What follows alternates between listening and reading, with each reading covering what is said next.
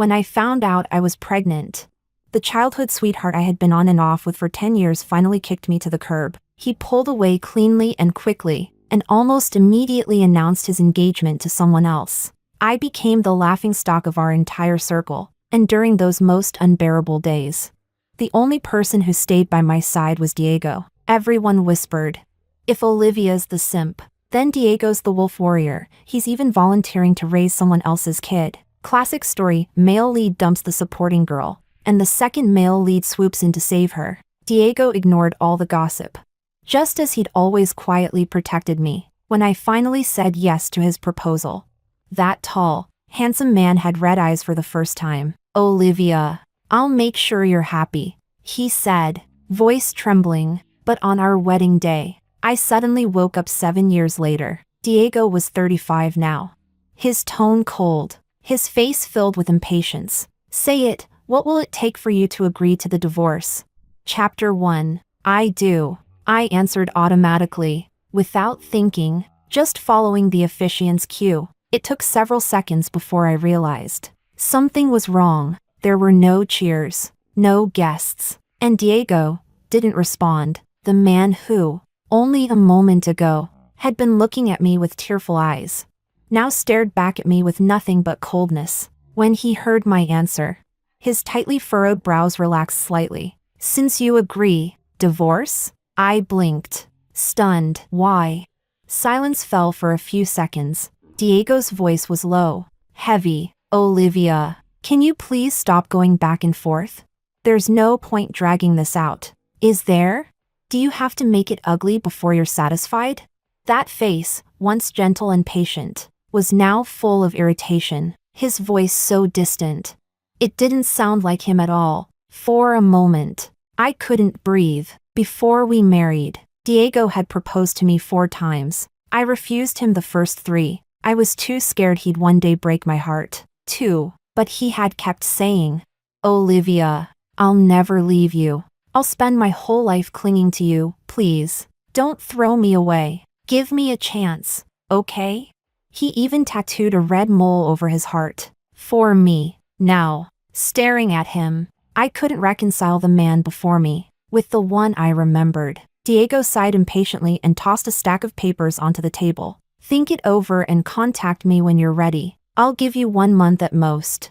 After that, I'll take it to court." Chapter 2. I lowered my head sluggishly. The bold black letters on the cover were blinding. Divorce agreement. Diego had already signed it. His familiar handwriting had been right in front of me just a minute ago. He knew I loved traditional Chinese weddings, so he had handwritten our engagement contract, and now he had signed this sheet of white paper. I pinched myself. It hurt, but I didn't wake up from this nightmare. The sharp edge of the paper cut my finger, and the blood stained the divorce papers. It looked just like the red ribbon that had tied Diego and me together during the wedding. My phone buzzed, snapping me out of my daze. The screen showed the year, 2025, 7 years after my wedding with Diego. "Cameron, Mr. Diego just drove toward Bin Park. Seems like he's heading to the west side of the city." I scrolled up through the messages. Every single one documented Diego's movements, and photos of him with the woman who lived in the west part of town. The chat logs revealed I had hired this private investigator 3 months ago. Just a week ago, I'd asked him to dig deeper into that woman's background. I had planned to meet her for a confrontation. Lisa, 27, from Wenzhou, started as an intern at Mr. Diego's company 3 years ago, later promoted to his assistant. Contact info. But Miss Olivia, a direct conversation with her might not be the best idea right now. The investigator had probably seen too many dramatic catfights and was trying to advise caution. I never did make that call. My fingers just kept scrolling through those affectionate photos, zooming in on every detail. My eyes burned, and the tears blurred the screen. Before I could dial her number, hers appeared on the screen first. "You sure took your time answering." Lisa's voice was light, smug. "You wanted to meet me so badly, didn't you?" Chapter 3. The moment I saw Lisa, I froze. My steps felt impossibly heavy. She looked even more like me in person than she did in the photos, only younger. She had chosen the cafe, and it was clear she was a regular. A waiter walked over quickly. "Back again? The usual?" "Make it milk this time." Lisa raised her brow. I'm pregnant. Doctor says I need to cut back on caffeine. Seeing the blood drain from my knuckles, she acted as if she just realized something. Oh, sorry. Didn't mean to hit a sore spot. I'm just being honest. What man doesn't dream of having his own child? If you can't give him that, why shouldn't someone else be allowed to? I stared blankly at her belly. My palm throbbed in pain. 7 years ago, I lost my first child. The miscarriage and the illness that followed left me with a diagnosis. It would be very hard to get pregnant again. Diego never said it out loud, but I knew he really wanted kids. So I secretly started seeing doctors, taking medication. My mother cried bitterly. She wouldn't even drink cold medicine as a child. The treatments were awful. I'd vomit even as I forced the pills down. They tasted terrible, but I swallowed every one. I just wanted a child with Diego. Everyone said he had the daughter's fate, that he'd be an amazing dad. But 7 years had gone by, and we still had no child. Chapter 4. Watching Lisa's cautious movements, I finally understood why Diego had been so desperate. She was pregnant, and in 2 months, her belly would start to show. He didn't want her to carry a child without a proper title. Sensing my gaze, Lisa placed a hand gently on her still flat stomach. Diego must have mentioned it to you several times already. As for the property division, I have no objections. Split it however it should be split. You two have been together for so long. You don't really want things to end in an ugly mess, do you? Her tone was identical to Diego's. I could almost picture them discussing me behind my back. How many times they must have resented me for clinging on, refusing to let go. If I don't sign the divorce papers, you can't take my place. Are you afraid people will call your baby illegitimate? Lisa's expression didn't change. Her eyes were full of contempt. You think I'm dirty, manipulative?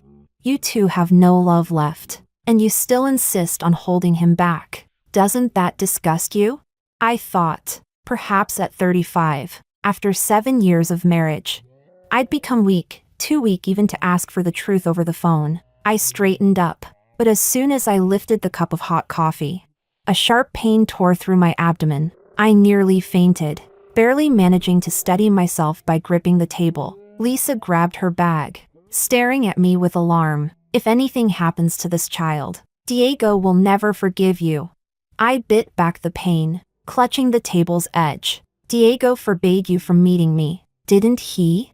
If he finds out you tried to pressure me into divorce behind his back. Her expression shifted, and she muttered coldly, "Stop pretending." Chapter 5. When I got home, I collapsed almost instantly. By the time I woke up, it was already the next day. Faint light seeped through the curtains. The floor was cold, the hallway in disarray. Diego hadn't come back. I steadied myself against the wall, dragging my exhausted body toward the medicine cabinet in search of painkillers. When I opened it, not a single bottle of pain medication was there, only neatly arranged vitamins and rows of hangover pills from different brands. On every label were dense notes in my handwriting, notes recording when Diego should take each supplement, and which brand of hangover remedy worked best in certain situations. At the bottom lay a small notebook. February 27th, I was picky with my food today. Threw away the fruit from my lunchbox. Punishment, 2 tablets of vitamin C. March 6th, drank too much at a business dinner and threw up. Hugged me all the way home, mumbling nonsense. Punishment, no alcohol. Drink pig stomach soup for 3 days. March 13th, forgot to bring hangover pills again. The earlier entries were frequent, but as I flipped further, they grew fewer and fewer, until the last page was completely blank. I ran my fingers over the damp, curled paper, unable to collect myself for a long while. The phone vibrated. A message from my mother. "Daughter, it's been so long since you two came home. Your father and I miss you. Mid-Autumn Festival is coming. You'll come back with Diego this time, won't you?" I wiped my eyes and opened the chat window with Diego. A wall of green message bubbles, met with only a few sparse replies. "Found this tie while shopping. It suits you. This plant looks like a giraffe. Doesn't it remind you of the one we saw on the savannah? Heard your favorite song again today. It's been so long. It's raining. Don't forget to wear more layers. I packed a scarf in your suitcase. Made fish soup and your favorite tofu. Diego, business trip, last minute. Every shared moment had turned into a monologue. Even his replies were perfunctory, detached. The last message I sent was 2 months ago. A simple reminder. Don't forget. You promised my parents we'd visit tomorrow. He still hadn't replied. Chapter 6. I called him, and it wasn't until the third attempt that Diego finally picked up. What is it?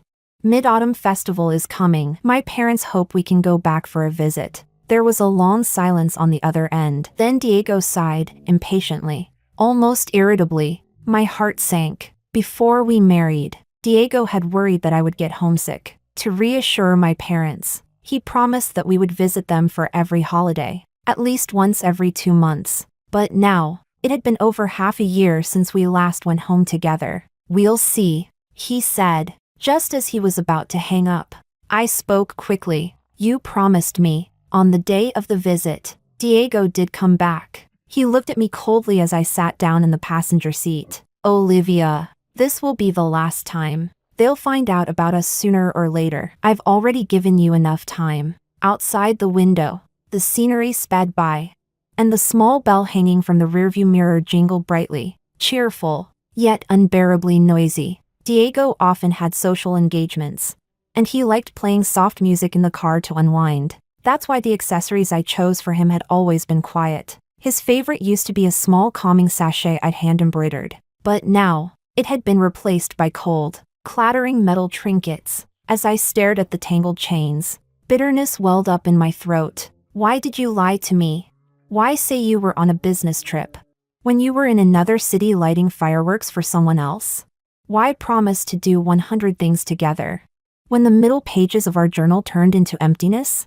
Why? One moment, swear eternal love in a proposal, and the next, give all that romance to another woman? I couldn't understand. Diego slammed the brakes suddenly. The look in his eyes was like ice. Olivia, so you do care about deceit and betrayal after all? Chapter 7. What do you mean? Diego's knuckles turned white as he gripped the steering wheel. Were you ever completely honest with me? I froze for a few seconds, about to ask what he meant, but a sharp pain twisted through my stomach. I stumbled out of the car and ran toward the service area restroom. But when I finally vomited, it wasn't bile, it was blood. The woman in the mirror looked ghostly pale, her cheeks sunken. No amount of makeup or red lipstick could hide the sickly look on her face. I wiped the cold sweat from my forehead, clutching my aching stomach, and slowly made my way back to the car. I knocked on the window. Can we turn around later and stop by the hose? You should go back on your own today. Diego was staring at his phone, brows furrowed. Something came up at the company. I have to deal with it right now. I glanced at the screen. The name flashing on the chat interface was Lisa. Diego, I can't drive back alone. I'm not feel. The car window rose abruptly, cutting off my voice. I took 2 steps forward after him, and suddenly the world spun violently. A metallic taste surged up my throat. My stomach cramped in waves, and I curled up on the ground. Then everything went dark. Chapter 8. When I woke up, the sharp smell of disinfectant filled the air. After I collapsed at the service area, a kind stranger had taken me to the nearest hospital. My mother had called more than 10 times in a panic. Sweetheart, didn't you say you'd be here by 7? Is there traffic on the way? Mom, don't worry. I blinked through the sting in my eyes. Something urgent came up at Diego's company. We had to go back suddenly. We probably won't make it home for now. As long as you're okay. My mother sighed in relief. Your father and I understand how busy you both are. It's fine, just come back for the new year. Listening to her rambling voice made my nose sting even more. In my last relationship, I'd been young, reckless, determined to love without turning back. My parents had worried themselves sick over me. Even when Diego started pursuing me later, they couldn't bring themselves to trust him right away. It wasn't until after my miscarriage, when Diego stayed by my side day and night, knocked on closed doors and never gave up, that my parents were finally moved by his persistence. They allowed him into my life. At the wedding, my mother cried so much her eyes were swollen. My father's eyes were red when he placed my hand into Diego's. You can rest assured, sir, ma'am, I'll make Olivia happy for the rest of her life. No one expected that 7 years later, this was where we'd end up. After reassuring my mother, I hung up the call and went to collect my report. When I opened it, my hand froze. The paper crumpled between my fingers, the joints turning white. Stage 4 stomach cancer. Chapter 9. I couldn't remember how long I had walked, only that I craved the sharp cold wind brushing against my face. As if it could sober my thoughts. When I got home, I was surprised to see a familiar figure. The moment he saw me, Diego shot up from the sofa and gripped my arm tightly. "Have you made enough of a scene?" I frowned at him. He threw a stack of photos onto the table. I'd seen every single one of them on my phone already. "Olivia, what exactly do you want? You hired someone to follow her, take pictures, and even try to harm her. Isn't this all just to force me to give in? If you've got a problem, take it out on me."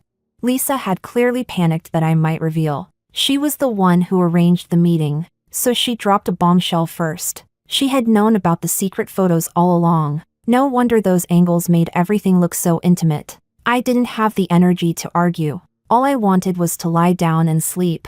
But Diego yanked me back roughly. His eyes were bloodshot with rage. As if I were some kind of irredeemable criminal. Pain surged through me. I grabbed the cabinet for balance and whispered, "Lisa's methods are impressive." Diego flinched at my smile, and his grip on my shoulder nearly crushed the bone. "Olivia, you don't have the right to look down on her like that. Of course, people like you, always perched on a pedestal, never stop to think that maybe you're the problem. That look on your face, disgusting, just like your parents." He spat the words through gritted teeth. His expression contorted. I froze for a long moment, then suddenly straightened and slapped him hard across the face. His head tilted into the shadows. "Don't talk about my parents," I shouted, trembling from the pain. "Don't talk about them? Or do you just think I'm not worthy to?" Diego suddenly sneered, his face red from the slap. He caught my hand before I could hit him again. "This whole time, is this how you've always thought of me, Olivia?" Chapter 10. I stared at Diego blankly, not understanding why he would say something like that. "My parents never." I heard everything back at the hospital. "Your parents never liked me, did they? They thought someone like me could never make you happy. They pitied you for marrying me." Hospital? A vague memory surfaced. After I lost our first child and was hospitalized, Diego stayed by my side constantly during that time, and I slowly began to accept him. My parents saw that I had stopped resisting his affection, realized I was probably ready to move on, but they still had concerns. "Sweetheart, we know you're hurting. Maybe a new relationship can help you heal, but if you haven't let go of the past, it's not fair to Diego." They hesitated. "Also, Diego is still too young. We believe he has potential. But marriage isn't just about love. We want you to be happy, not pressured into a choice because of current pain." At that time, Diego was young, poor, and deeply in love with me. I knew what my parents feared. They were scared I would suffer again, that I'd end up in another dead end. So I promised them, "Don't worry, Mom and Dad, no one will ever love me more than Diego." Before the wedding, as a gesture of support, they gave him a huge investment to help him start his business. But in his eyes, that was nothing more than arrogant charity. "Admit it, Olivia, you're just like them. Even after being with me, you still can't forget your ex. Even the night before our wedding, you still couldn't resist meeting him again." Diego stepped closer, his grip nearly crushing my wrist. "The night before our wedding, I did meet my childhood sweetheart once. He'd gotten drunk, climbed over the fence into our yard." Suddenly nostalgic for the past. "Olivia, I know you didn't marry Diego willingly. As long as you don't demand marriage from me, we can keep things the way they were. I don't mind." I slapped him across the face. "You hit me?"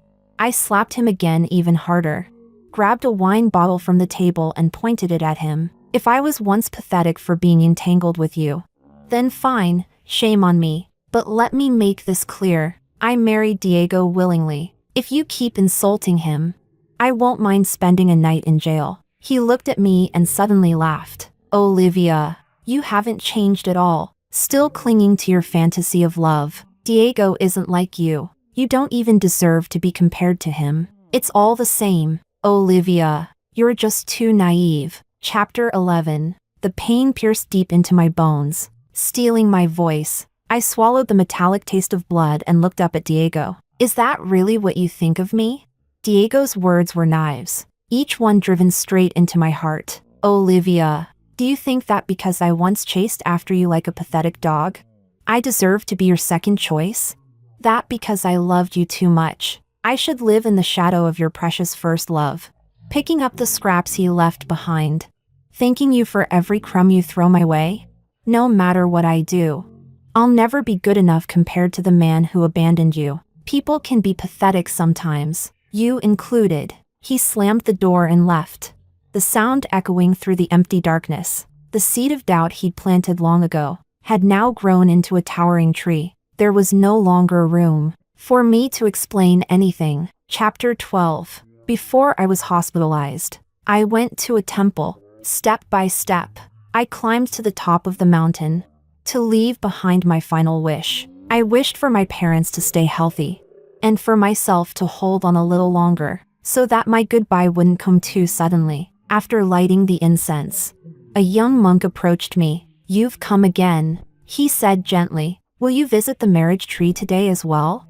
I froze for a moment. Then I remembered. Yes, I had once tied my wish to that tree. After breaking up with my childhood sweetheart, I had come here to untie the old charm I'd hung there years ago. The branch was high, and I had to stand on my toes to reach it. I lost my balance, and the charm, engraved with "Grow Old Together," slipped from my fingers, but it didn't fall to the ground. It landed perfectly in the hands of Diego, who had secretly followed me up the mountain. He looked flustered, his voice trembling. I'm sorry, Olivia. I just didn't want you to be alone. I stared at the charm resting in his palm. At that moment, I truly believed it was fate, a sign from the gods, that no matter how far I fell, Diego would always catch me, just as he had done silently for the past 10 years. So I took his hand. Let's tie it back on. He fumbled clumsily with the red string, and I couldn't help but laugh and pinch him.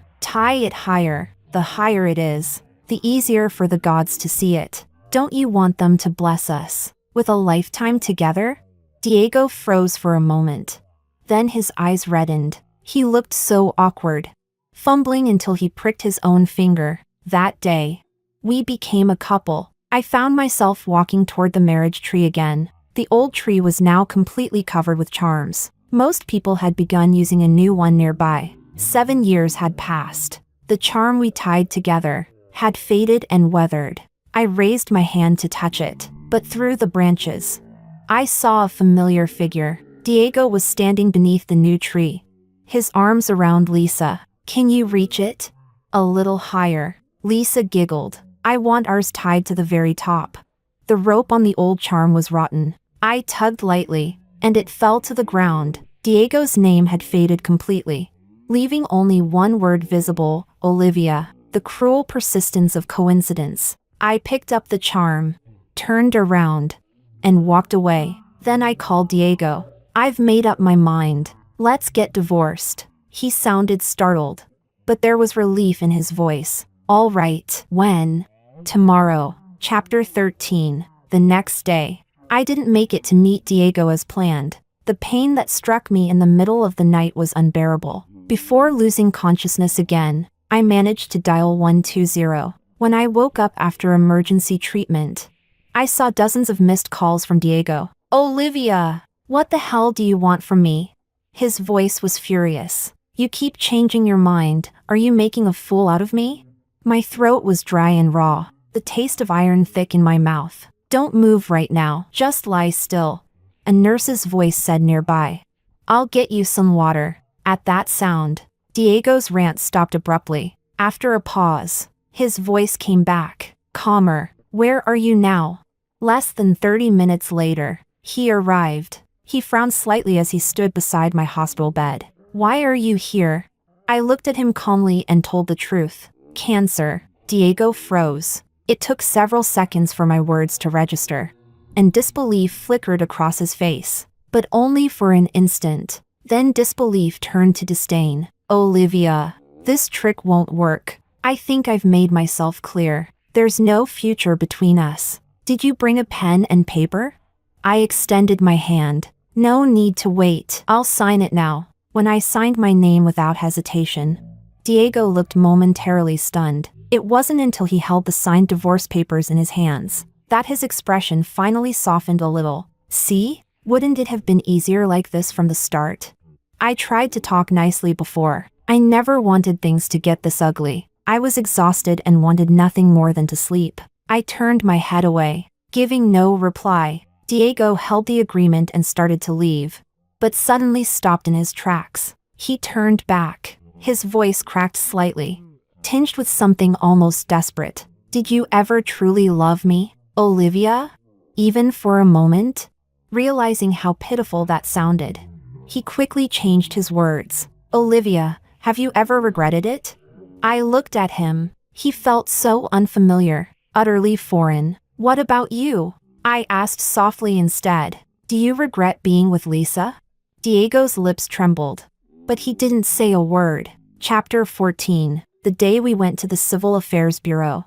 I received a pain-suppressing injection before leaving the hospital. When I got out of the car, my legs gave way slightly. Diego instinctively reached out to steady me. The edge of my sleeve lifted, revealing the bruised puncture marks on my arm. He froze for a second, as if suddenly realizing how thin and fragile I'd become. What happened to you? I pulled my hand back and smiled faintly. Just some glucose through the fore. It left a mark. That's all. Diego had already made the appointment. Everything went smoothly, quick, efficient, emotionless. Afterward, I returned to the hospital and fell into a long, long dream. In it, I was back before all of this. On our wedding day, Diego had been so afraid I'd regret it.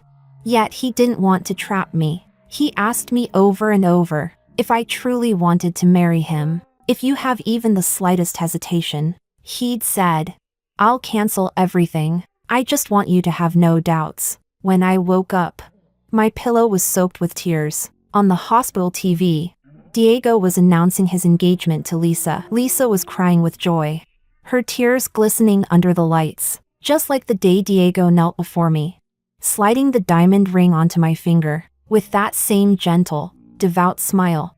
At some point, I could no longer tell day from night. The machines around me screamed in chaos. Footsteps rushed toward my bed, then stopped. The patient has no vital signs. Please accept our condolences. Olivia, she's dead? Why did she lie to me? All sensations began to fade away. The pain, the suffocation, suddenly, all of it disappeared. My consciousness drifted, weightless, toward a distant light. So this is how my life ends. Chapter 15. When I opened my eyes again, I realized I had returned to 7 years ago. My parents told me that I had fainted during the ring exchange at the wedding. I was unconscious for an entire week, long enough to terrify Diego. I turned my head dully and saw Diego rushing into the hospital room. The doctors couldn't find anything wrong with me, and no matter what they did, I wouldn't wake up. Desperate, Diego searched for help everywhere, consulting specialists, comforting my parents, and staying awake for several nights in a row. Olivia, you're awake. He choked out the words, collapsing by my bedside and gripping my hand tightly. His face was covered with stubble, his hair disheveled, his eyes bloodshot. He looked exhausted to the point of breaking, thinking about the Diego from 7 years later, the one who had turned into someone cold and cruel. A rush of conflicting emotions filled my heart. What do you want to eat? I'll make it for you. I shook my head, but Diego held me tighter. No. His voice trembled with lingering fear. The doctor said it might have been hypoglycemia. It's all because of that damn wedding dress. The design was ridiculous. If you hadn't tried so hard to fit into it, you wouldn't have passed out. Please, just eat something, okay? Do it for me. His grip around me was almost suffocating. Before I could answer, he continued talking to himself softly. Vegetable and shrimp congee. You've always loved the way I make it. Eat a little, please? Chapter 16. When Diego came back with the porridge, a blister had formed on the back of his hand from the heat, but he didn't seem to notice. He simply blew on each spoonful to cool it down, and fed it to me carefully. "Olivia, I was so scared," he said quietly. "It was the most important moment of our lives. And suddenly, you just stopped responding. I never got to say I do, because I lost all strength." The ring I had prepared for Diego slipped from my hand. There were too many guests, everything happened so fast. Worried about me, Diego hadn't gone to look for it right away. When he later returned to the venue, he found that the ring had rolled all the way into a drain outside. He stood there for a long time, unable to understand how it had rolled so far. How could something meant to symbolize my love end up in such a dirty place? Maybe it got stuck on someone's shoe and was carried away, he said. But Olivia, I couldn't shake the feeling that it was fate, that it happened for a reason, like a warning that I needed to treat you better. But you woke up. He smiled faintly. That must mean I passed the test. We'll forget about that wedding dress. I'll order a new one, tailored perfectly to your body. You never need to change yourself for anything or anyone. His eyes burned with sincerity. But I stayed silent for a long moment and didn't nod. Diego, I finally said. Do you remember that mystery game we played together? Chapter 17. That was our first date. We picked a random emotional script, not realizing it had a tragic ending. Near the end, the DM asked everyone, if you knew the ending beforehand, would you still choose to be with him or her? Most people stayed silent. I thought for a long time before I answered. Yes, broken things are normal in life, as long as it's not a matter of principle. The characters in that story didn't end well, but their love remained dignified. The beauty of their time together was enough to make them choose each other again, even knowing it would all fall apart. Back then, I never imagined that someone, who once offered me his heart over and over again, would eventually become so cruel, so unrecognizable, that now, when I look at him, I can't stop trembling. Diego was still in his most passionate stage, but I could no longer go back. Diego, I said softly, let's break up. Chapter 18. Diego was stunned for a long moment before he reacted. Break up? A flash of disbelief crossed his eyes. He stood up almost instantly, but then realized he was gripping my hand too tightly and quickly let go. Afraid he had hurt me. Outside the hospital room, Diego looked defeated. He asked the doctor, my wife, is there anything else wrong with her? She fainted for so long, didn't the tests find anything? Could the dieting have affected her hormones? She just woke up, maybe she's still confused. Some mood swings would be normal. Without any firm answers from the doctor, Diego convinced himself. He took my words about breaking up as something I said in a confused, emotional state, so he kept showing up every day to take care of me. Olivia, I'm not in a rush. Take your time to think. Take your time to recover. I'll wait for you, I told you. I'll always be by your side. Even if you don't want me, I'll still cling to you. You can't get rid of me. Diego had always been patient. He did, after all, chase me for 10 years. He was attentive, gentle, and thorough. Even the patient in the next bed envied me. Your husband really loves you. Not like mine, he only came to visit once. I shook my head. We're not like that. Diego had just come back from washing some fruit. When he heard me say that, the apple in his hand dropped and rolled several times on the floor. Even the other patient looked awkward for him, but Diego simply turned and washed another apple, then sat by my bed and carved it into the shape of a little bunny I liked. He wasn't embarrassed at all. Instead, he smiled at the other patient. She's right, I'm still chasing her, but I'll wait until she says yes. Everyone else thought I was being dramatic. Even my parents were confused and concerned. While Diego wasn't around, they gently urged me, sweetheart, Diego has been with you for so long. We've seen how sincere he is. We didn't agree at first, but it was you who insisted on being with him. Now that everything seems perfect, why suddenly change your mind? Besides, Diego's been under so much pressure to be with you. If you call things off like this, how is he supposed to face everyone on his side? Chapter 19. To others, Diego looked like the perfect second male lead in a redemption arc. He was the one who pulled me out of that deep, suffocating past relationship, comforted me, stood by me, and loved me unconditionally. Everyone said, "No one will ever love you more than Diego does." And honestly, I once believed that too. But what if he's just another kind of trap? My parents looked into my trembling eyes, wanting to ask more. But in the end, they said nothing. They knew that once I made up my mind, it was hard to change it. I had to crash headfirst into the wall, bleed, and reach the point of no return. Only then would I finally let go. I rejected the psychological counseling Diego arranged for me and got discharged early. The room felt familiar, the decor, the layout. His little blue pig apron still hung in the kitchen. Our cartoon portrait was still on the wall. My favorite snacks and drinks were neatly placed in front of the beanbag. Every detail reminded me of the past. But it all felt so distant now. I shook my head, cleared my mind, and started packing. The keypad lock chimed. The door was pushed open suddenly from the outside. Diego stood at the threshold, pale, staring at the open suitcase spread across the floor. Chapter 20. I ignored the pain in his eyes and kept packing. "Olivia, why did you get discharged so suddenly?" "I'm fine now." "Then why didn't you answer my calls?" "You should have at least told me." "Diego." I turned to him.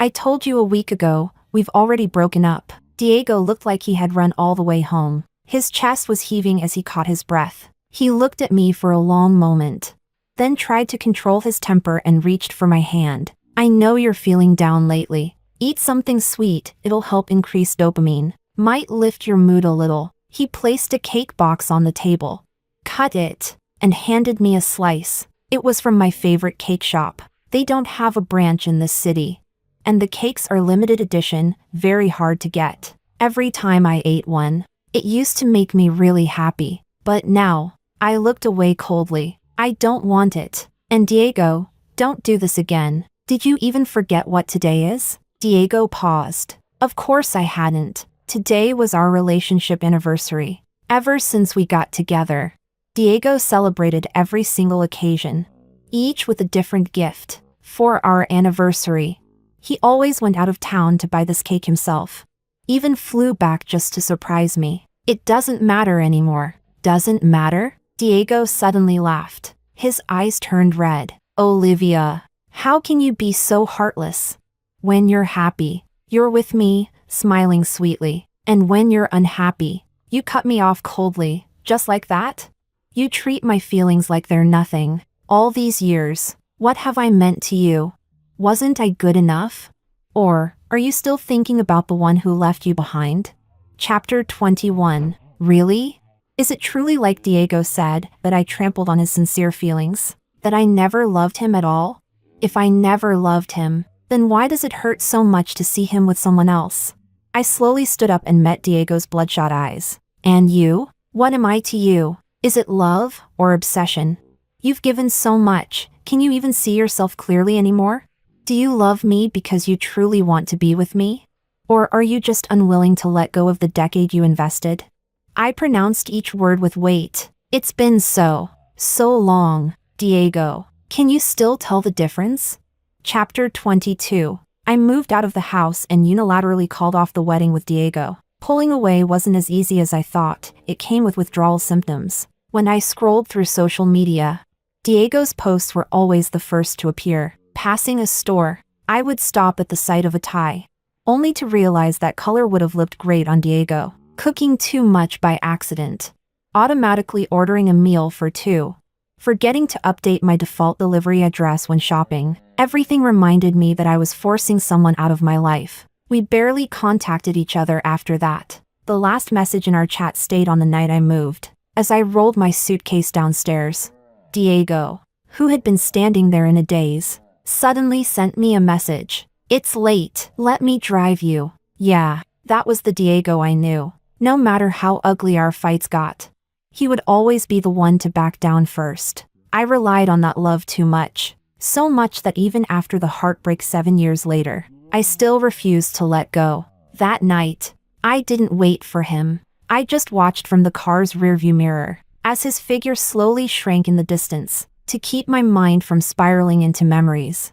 I threw myself into work. One colleague couldn't stand it and dragged me to leave early for a team dinner. You're working way too hard. Is money really worth dying for? She joked. Truth is, I do value my health. After returning, I even booked a full-body checkup, especially focused on my stomach. Thankfully, everything was still early stage. Aside from a little hypoglycemia, I was relatively healthy. But sometimes, when I got too busy, I forgot to eat breakfast. One time, I crouched down and then stood up too quickly. Everything went black. A coworker reached out to steady me.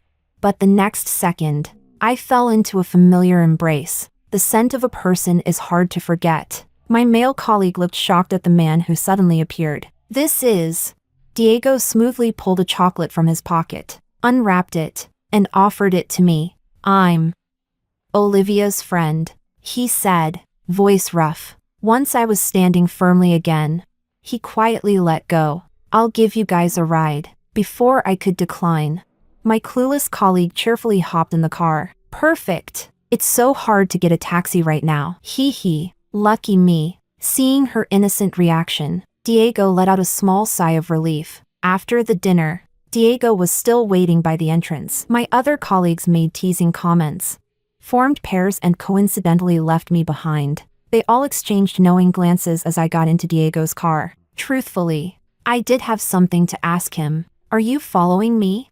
When he brought me earlier, he hadn't even asked for the address. He just navigated straight to the destination. Olivia, I've been thinking a lot these past few days, Diego said. You know how I am. I dwell on every word you say. I can't change that. Maybe it's just a habit now. There's no doubt that I love you. If you think I'm chasing you out of confusion, then you're wrong. I'll resolve every concern you have. I'll prove it to you. Let's start over, even if it's just as friends. Chapter 23. The car was silent for a long while. I looked at Diego seriously and rejected him. When I said I wanted to break up, I meant it. Diego, stop wasting your time on me. There's no future for us. But Diego didn't give up. He claimed to just be a friend, yet quietly stayed by my side. Just like before, every day at lunchtime, he delivered perfectly balanced meals to my office. I told the front desk to stop accepting them.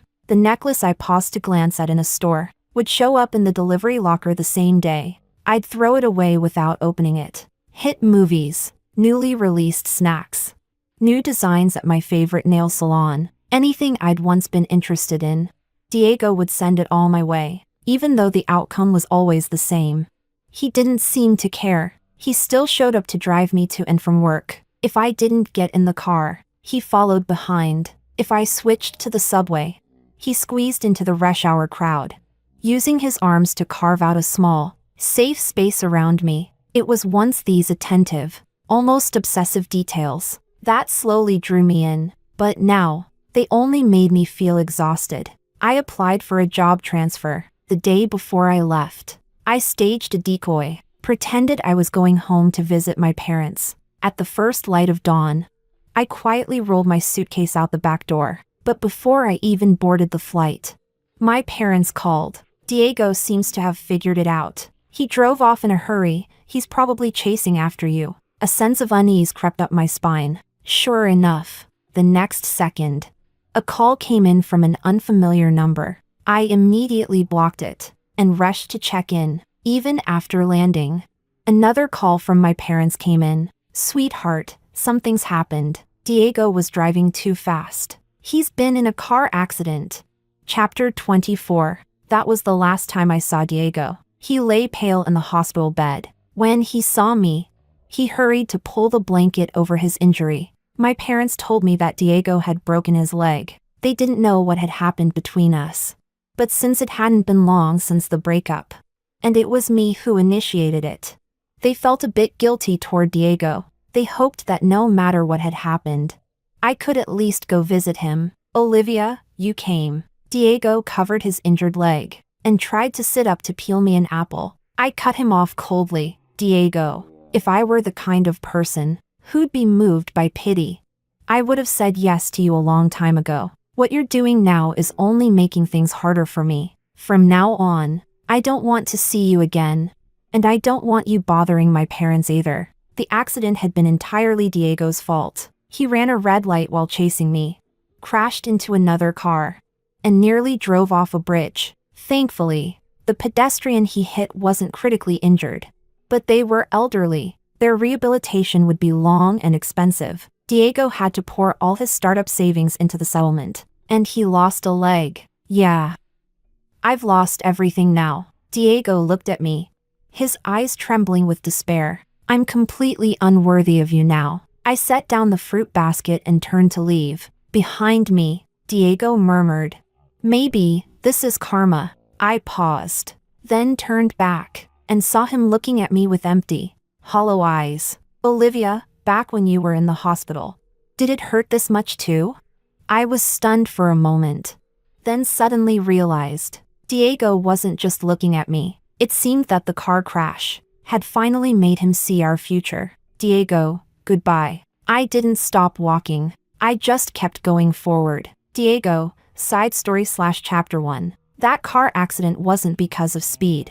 Diego was indeed driving fast, but his driving skills had always been steady. He was anxiously calling Olivia over and over, praying that she would pick up. At the same time, he thought to himself, she was really just too cruel. Diego often felt like a dog, one that came when called and was dismissed at will. Yet with just a crook of Olivia's finger, he would forget everything. How pathetic. Diego. He laughed at himself, but the next moment, a strange scene suddenly flashed before his eyes. Olivia was lying in a hospital bed, as if she were already gone, and he was kneeling at her bedside, shouting that she was a liar. "Why didn't you tell me? Why?" Olivia's mother slapped him hard across the face. Her father swung a fist at him. "Get out! Get the hell out! Don't dirty the road my daughter's soul is taking." Diego, lying on the ground, tried to crawl forward, but was kicked back. "If you had really loved her, you would have never let that pregnant woman come around again and again to provoke our daughter. You promised to treat her well for life. That's the only reason we agreed to let her marry you. If we had known what kind of heartless bastard you were, I'd rather have died than let my daughter be with you." Diego was stunned. Him? Let another woman bully Olivia? He stood there in shock, completely unaware of the red traffic light and the pedestrians crossing. A loud crash. The car crushed bones and barreled toward the guardrail by the river. Diego, side story/chapter 2. In the searing pain, Diego blacked out. Or rather, he fell into a long, long dream. In that dream, he met a girl who looked a lot like Olivia. Without any warning, Diego saw himself actively starting to date this girl, Lisa, and canceling plans with Olivia for her. At first, he was cautious, but then, he stopped caring. He watched as Olivia started to get suspicious after noticing the signs. And though guilt flickered through him, Diego strangely felt a bit of satisfaction. Look, even Olivia could feel insecure. After all, for more than a decade, Diego had never said no to her. He worshipped her humbly, begging her to love him back, always afraid of losing her, even though he knew her heart belonged to someone else. But now, things were different. Now Olivia was the one starting to fear. One time, Olivia smelled a strange perfume on him again, and found a hair that wasn't hers. She hesitated. "Diego, this." A client tried a sample perfume. We sat close at lunch. Olivia nodded and didn't ask further, because Diego had never lied to her. Diego, side story/chapter 3. Diego suddenly realized he had come to love this feeling. That girl named Lisa was nothing like Olivia. She admired him, depended on him, and most importantly, she saw him as her only pillar. The man who could do anything. Olivia began to grow anxious and insecure. But every time, she managed to convince herself otherwise. "I believe you," Olivia said with a forced smile. "You told me that no matter how far you go, the string will always stay in my hands." She gave an invisible tug, but caught nothing. And yet, Diego instinctively lowered his head, a reflex etched into his body from countless times before. When Olivia smiled, Diego found it ironic. He no longer liked lowering his head. He no longer liked the feeling of always being the one held tightly in someone else's palm, until the positions were reversed. Lisa, whose face faintly resembled Olivia's, showed up late at night in the pouring rain, holding a warm takeout box. Eyes red and teary because he had forgotten to have dinner with her. Why did you come here? I was worried about you. What if your stomach starts hurting again? I just get scared when you don't eat with me. That scene overlapped with a memory from long ago. Back then, 18-year-old Diego had braved a storm, carrying a birthday cake to give to Olivia, only to see her kissing her childhood sweetheart. When he interrupted them, the boy frowned in annoyance. 18-year-old Olivia said, Diego, don't come looking for me again. Her anxious gaze was fixed entirely on her boyfriend, afraid he might get upset. A gaze she had never once given Diego. Looking at Lisa now, Diego saw his 18-year-old self reflected in her. He pulled the girl into his arms. Are you cold? From now on, I'll eat with you every single day. Diego, side story/chapter 4. Diego woke up almost struggling for breath. He didn't even notice that one of his legs was broken. He was drenched in sweat, gasping for air. Fear gripped him, because he realized that what he had seen wasn't a dream. All those countless moments of self-deprecation, the silent feelings of inferiority he'd swallowed over the years, had already planted themselves deep in his heart. During the 7 years of marriage with Olivia, those seeds had taken root, grown, and finally burst out of the soil, an eruption so violent even he couldn't contain it. What was even more twisted was that Diego had seen it all ahead of time. He had stopped right at this point in time, before marrying Olivia, before the disillusionment of married life had turned her from a cherished red mole into an ordinary bloodstain. He stopped at 28, at the moment when he loved Olivia the most, when all he wanted was to make her happy. But Olivia didn't want him anymore, and still, he loved her, but could never have her. Diego, side story/chapter 5. For a long time after the surgery, Diego was deeply discouraged. Because of the car accident, he lost all his money, and the company he was preparing to launch was dead before it even started. Even though the elderly man had fully recovered, his children refused to let Diego off the hook. They treated him like a money tree. They claimed that because the old man hit his head, he still suffered from pain, and even attributed Alzheimer's symptoms to Diego, demanding he pay for nutritional expenses. Diego began drinking from someone who never touched alcohol. He fell to passing out drunk on the streets. One time, in the bitter cold, a girl walked by. Olivia, Olivia. Lisa frowned in disgust and snapped.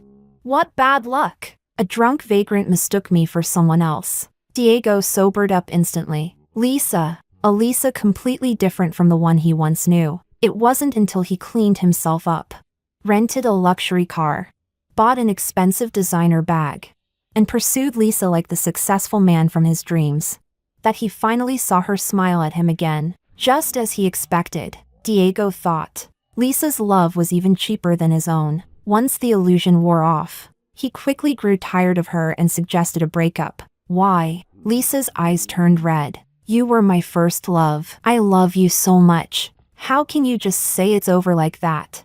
I'm married. Lisa froze. So what? You don't love her anymore. I only want your love. If you divorce her, we can still be together. The same response, exactly like the one in his dream. Diego thought. Pathetic. Just as pathetic as me. As long as we're alive, we'll always be stumbling blocks in Olivia's path to happiness. Who's to say Lisa wouldn't be just like the one in the dream, constantly provoking Olivia over and over again? Diego reached out, took the little pendant from the car mirror, and tucked it into the pocket over his heart. With one hand, he spun the steering wheel. You said it. He smiled. We'll be together forever. No regrets, right? Lisa nodded. No regrets. Diego, what are you doing? The car slammed into the giant support pillar beneath the overpass. The hood crushed in violently with a thunderous crash. Lisa's scream was swallowed up by the dust that filled the air.